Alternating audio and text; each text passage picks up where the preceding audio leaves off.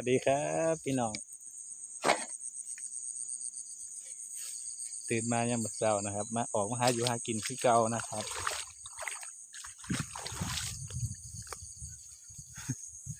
ถ่ายบรรยากาศให้พี่ให้น้องเบิ่งนำแต่เช้าตู่เลยนะครับดวงอาทิตย์ประทันได้ขึ้นพี่น้องลงไปเบิ่งน้ำฝายครับพี่น้องช่วงนี้เป็นช่วงเล่งน้ำนะครับเขาในนากำลังต่างของกำลังที่ออกนะพี่น้อง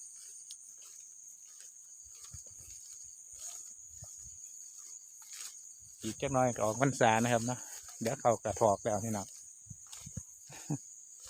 เขาก็ออกร่วงแล้วนั่นแหละครับเนาะ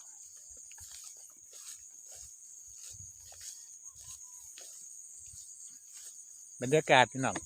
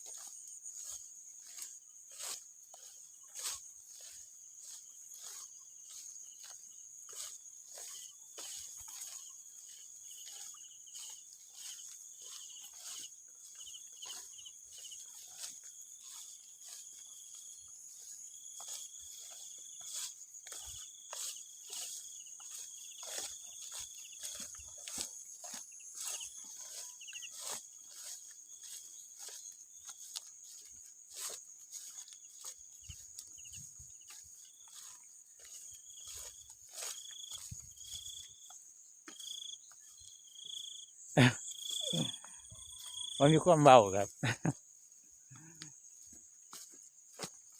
สีหนาวแล้วครับพี่น้องเย็นจ่อยๆแล้วปลายฝนต้นหนาวนะครับเปิดแง่งสุขภาพให้ดีกันแล้วกันนะครับพี่น้องแต่ละคนเน็ตญาตินะครับเพื่อนๆ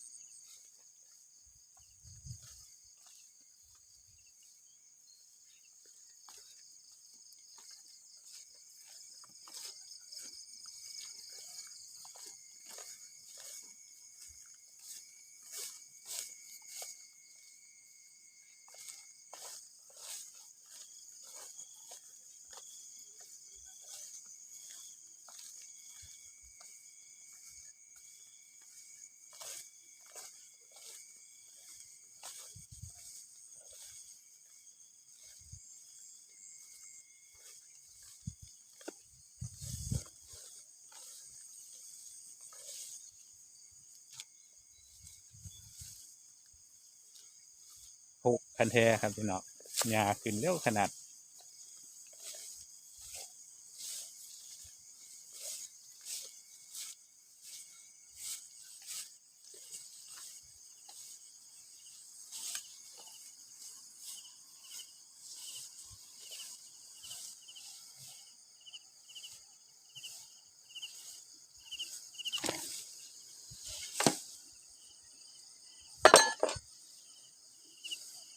สวัสดีนะครับขอบคุณครับ